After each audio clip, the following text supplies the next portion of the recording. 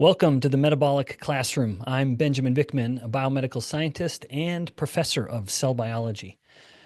Have you ever wondered why some people store fat in their hips while others may pack it around their waist? Or what is it that even goes into deciding where your body stores or burns fat? Well, the answer to these questions actually lies in a fairly unknown, but ought to be known enzyme called lipoprotein lipase, LPL. Now, at the end of this lecture or mini lecture, this lesson, you're going to wonder how you ever survived without knowing the dynamics and the relevance of lipoprotein lipase. But this enzyme acts as a bit of a metabolic gatekeeper that controls how fats are coming out of the blood to be stored in tissues. So it literally acts to shape the body during not only during adolescence, but during adulthood.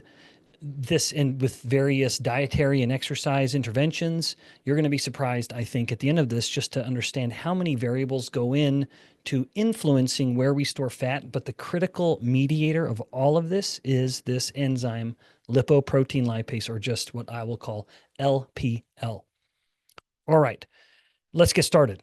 What is LPL? Or let me just remind you guys, if you have questions about this topic at the end and you want to get to the articles that I'm going to be citing during the course of this discussion, go to benbikman.com, consider being a subscriber. And that's how you can submit questions to me that I will answer right when we get done recording, for those of you that are part of the team, if you will. Okay, let's keep going. What is LPL? LPL is an enzyme. I mentioned that earlier. And just as a rule of cell biology, anytime you hear the A's ending of a word, that's going to be an enzyme. It's something that gets something done. So LPL is an enzyme found on the surface of endothelial cells, and those are the cells that line our blood vessels. It's particularly highly concentrated in tissues that store a lot of fat, like fat tissue. So the capillaries, the blood vessels that go through our fat tissue, they're going to have a lot of LPL. Skeletal muscle uses a lot of fat, pulls in a lot of fat. So skeletal muscle capillaries will have a lot of LPL on the endothelial cells, and the heart will too. And another tissue actually that can have a lot of LPL is mammary gland tissue when a woman is lactating. So during breastfeeding, she is pulling a lot of fat from her body, from her blood, and using that to enrich her milk for the baby. And of course, LPL is the mediator for that process. Now, LPL, as the name suggests, with the lipase being that last L in the word, is part of the lipase family. There are actually several enzymes in the body that are involved in these processes, which all exist to break down triglycerides. Now, triglycerides are, yes, the main form of storing fat in fat cells, but relevant to this conversation, it is the main fat that is moving through the blood. So when we have a triglyceride, we need to split that triglyceride, the three parts, into one fatty acid coming off, the other fatty acid coming off, and then left with what's called a monoacylglycerol, the last of the kind of fatty acid molecules. And these triglycerides are then going to, as they get split up into their individual components, they can then move into the cell. But the triglycerides, as they move through the blood, they're carried on what's called triglyceride-rich lipoproteins. You might not have heard of that term before, but you might have heard the term a chylomicron. That's an example of a triglyceride-rich lipoprotein. Also, and you've definitely heard this, very low-density lipoprotein, or VLDL. Now, chylomicrons are formed in the intestines in response to eating fat. So they will transport dietary fats that we absorb from any meal, any fat that we've eaten, while VLDL is produced in the liver, and it will carry triglycerides synthesized from nutrients like carbohydrates. But of course, as I'm going to talk about throughout this mini lecture, it only does so when insulin tells it to. So insulin's a very important part of the story of lipoprotein lipase. Now, a moment ago, I mentioned LPL as a sort of gatekeeper. As triglyceride-rich lipoproteins like chylomicrons and VLDL pass through the bloodstream, LPL, which again is anchored on the walls of the capillaries, it will grab the triglyceride and hydrolyze or pull off the fatty acids. allowing the fatty acids to then seep across the capillary into those cells. In adipose tissue, the fatty acids are generally going to be stored as fat, in other words, resynthesized into triglyceride just to be used for energy later. In other tissues, like, say, skeletal muscle, the fat is usually going to get pulled in order to be burned. Now, muscle can store a little, and it does, but usually when LPL is acting at the muscle, it's acting to pull in the fatty acids from the passing triglyceride in order to burn those fats. But overall, the process will direct where fats go. Is it going to storage, or is it going immediately to be used or burned? And it also helps keep blood lipids in check. LPL also aids in the process of these cholesterol-rich remnants in the fat-soluble vitamins, like the vitamins A, D, E, and K, getting into cells as well. So LPL is a multitasking maestro when it comes to lipid metabolism. Now, as a bit of a, not quite a tangent, because it's very much a part of this mini lecture and the conversation, I wanted to just mention LPL's role in adolescence across the two sexes. So let's zoom in on adolescence, which is a time when LPL's role gets very intriguing and very relevant with how the body looks. Puberty brings rapid growth, of course, which is largely dictated by a lot of changes in hormones. Now, when we think about growth, we're thinking in that case about growth hormones, but also the way the body stores fat changes. And that is a result of sex hormones, which influence where LPL is getting expressed. In girls, estrogens will boost LPL expression and activity in subcutaneous fat, but not everywhere.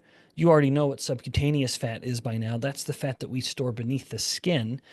It will most especially promote LPL expression in the areas associated with a little girl becoming a woman, like the breasts, the buttocks, and the hips.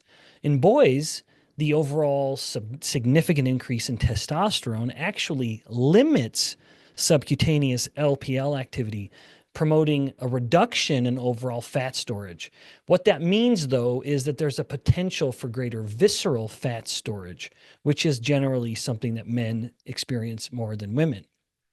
A 1990 study in a very good journal on this overall topic, the Journal of Clinical Endocrinology and Metabolism, often just abbreviated as JCEM, showed higher LPL activity in female gluteal or buttocks fat, in particular driven by estrogens.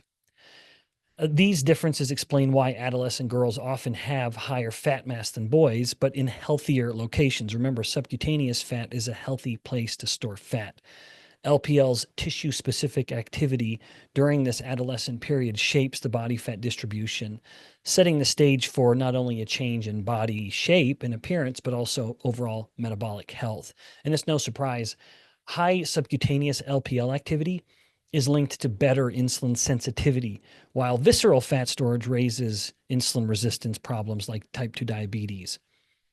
All right, now I've been talking a little bit about insulin. I certainly got done just a moment ago talking about sex hormones, but let's talk about the main hormone, insulin, the blood glucose hormone, but also you could say a fat hormone. Insulin's effects on LPL in tissue-specific and is tissue-specific with a heavy focus on fat and muscle, all of which, of course, is related to fat metabolism. In fat tissue, insulin stimulates LPL activity, especially after meals when insulin goes up. When you eat, insulin spikes, and it signals adipose LPL to break down triglycerides and pull fatty acids into fat cells for storage. This promotes fat cell growth, as the fat cells then, as I mentioned a moment ago, undergo a process called re-esterification. That's just this complicated way of saying what was once a triglyceride gets broken down into the individual fatty acids via lipoprotein lipase, and then it gets rebuilt, reformed into a triglyceride to be stored. That's re-esterification. But the overall effect of that is to increase fat mass. So yes, insulin's action on adipose LPL drives fat accumulation whenever it's high. In skeletal muscle, insulin actually suppresses LPL activity, reducing fatty acid uptake for burning or oxidation within the muscle. This then means that when insulin is elevated, it's prioritizing fat storage over burning whenever anytime insulin is elevated, like after eating a mixed macronutrient meal. A 1987 paper published in the journal Metabolism showed insulin enhances adipose LPL activity while limiting it in muscle. And the regulation is mostly what's called post-translational. Insulin doesn't change LPL expression or how much of it is made, but rather it changes the activity, or in other words, how functional it is, how busy it is. For example, insulin promotes LPL's movement to capillary walls in fat tissue, boosting its function, while in the opposite process, limiting its actions in muscle. But insulin's role doesn't stop there. Just to really help you appreciate the full circle influence of insulin on this process, yes, insulin activates LPL in fat tissue while inhibiting it in muscle tissue, thereby promoting an overall movement and storage of fat in fat tissue. But even on the front end of this, insulin has a role. Insulin also promotes VLDL production in the liver. So that is the main triglyceride-rich lipoprotein that comes from the liver. But this explains how a high-carb diet with its subsequent insulin spikes, even if it's low in fat, can still lead to enhanced fat storage. When you eat a high-carb meal, insulin signals the liver to convert any excess glucose into triglycerides, which are packaged into VLDL and released into the blood. As the VLDL passes through the adipose tissue, LPL in adipose tissue, also stimulated by the insulin, then breaks down the triglycerides from in the VLDL, releasing the fatty acids into the fat cell for storage. So this means that the body can turn carbs into fat even without dietary fat. And this is certainly relevant with some of the evidence we'll come to now when we talk about the effect of low-carb diets, because there's some pretty interesting stuff here, so I wanted to devote a little time on it. All right, so let's, in fact, explore how low-carb diets affect LPL. There are many different ways. There's perhaps as many different ways to define a low-carb diet as there are people who adhere to it. Generally, a low-carb diet will be a reduction in dietary carbohydrates to about 50 grams per day. Now, in fact, that's often going to be sufficiently low-carb that the person is going to be in a state of ketosis, so that would be ketogenic. But to varying degrees, we're talking about a spectrum here. In adipose tissue, as you may imagine, low insulin from a low-carb diet reduces LPL activity, meaning triglyceride breakdown and fatty acid uptake for storage is going to be elevated. There's going to be more of that happening. In adipose tissue, with that low insulin, again, we have the enhanced or reduced storage of the fat in the fat tissue. We also are making less fat. So the less LPL activity in the fat tissue limits the fat storage. In muscle, we have the opposite. Low insulin levels will then remove the inhibition of LPL activity, promoting some fatty acid uptake for burning in the muscle. And of course, that's going to be overall very favorable. You're storing less, you're burning more. A 2009 study in a journal, I'll just abbreviate AJP Endo, nice journal, showed that low-carb diets increase muscle LPL activity compared to high-carb diets. But the effect on adipose tissue is not quite as dramatic, but muscle, it was dramatic. So you can state confidently that when you are on a low-carb or a ketogenic diet, that you are burning more fat in your muscle. The evidence is very conclusive. Now, what happens when you lose weight? I wanted to devote a little distinct time to that conversation because it's kind of interestingly nuanced in a way that you might not anticipate. Weight loss, no matter how it happens, alters LPL in ways that can both help and complicate long-term success. None of this is to say that it's not worth it. It's worth losing weight, but we need a little bit of sympathy when a person loses weight and may have to struggle to keep it off. In adipose tissue, the weight loss tends to decrease LPL activity as the body is, in fact, sending less fat for storage. However, a fascinating paradox emerges. LPL expression at the level of the genes in the adipose tissue often increases during weight loss, especially in people who had been obese. A 1999 study in the Journal of Endocrinological Investigation found that a very low-calorie diet reduced adipose LPL activity, but didn't lower expression. That suggests that the body is priming itself to store fat again if the situation gets favorable.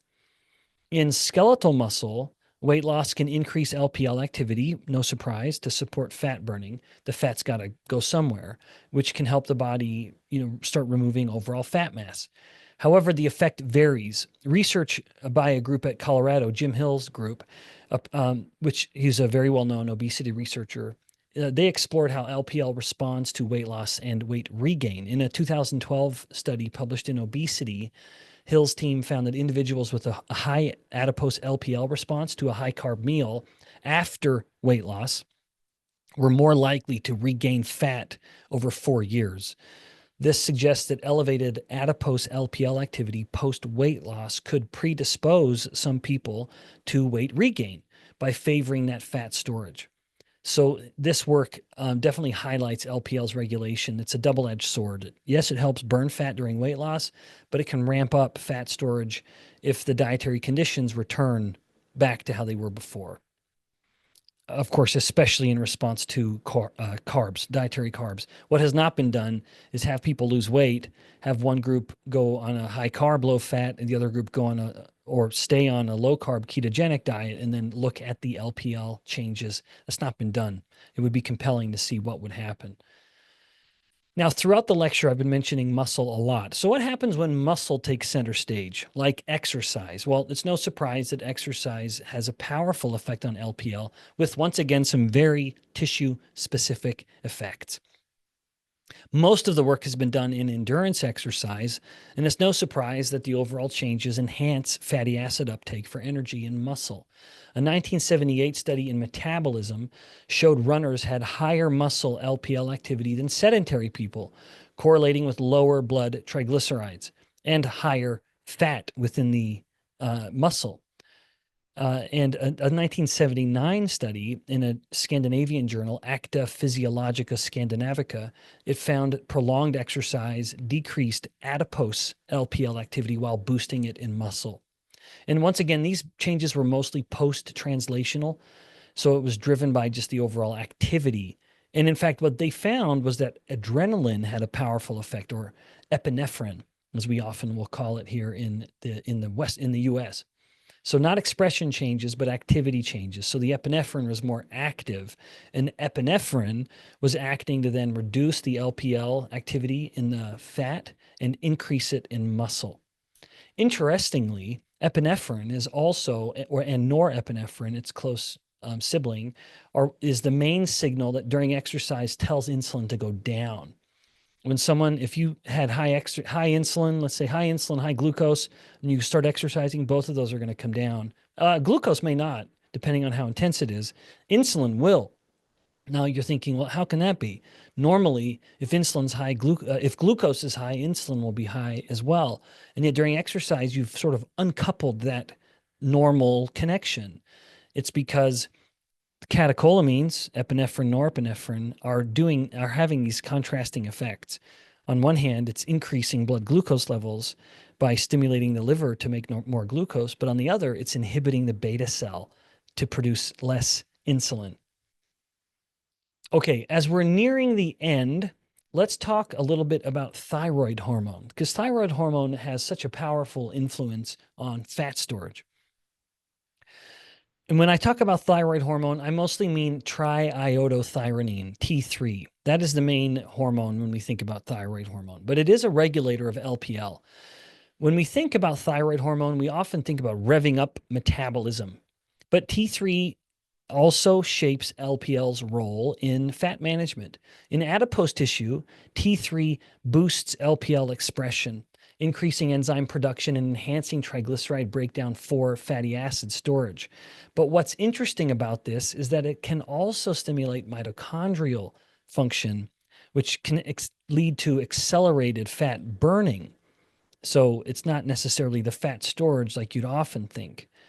In skeletal muscle, the results are a little more what you'd expect, where T3 increases LPL activity, directing fatty acids toward oxidation for energy.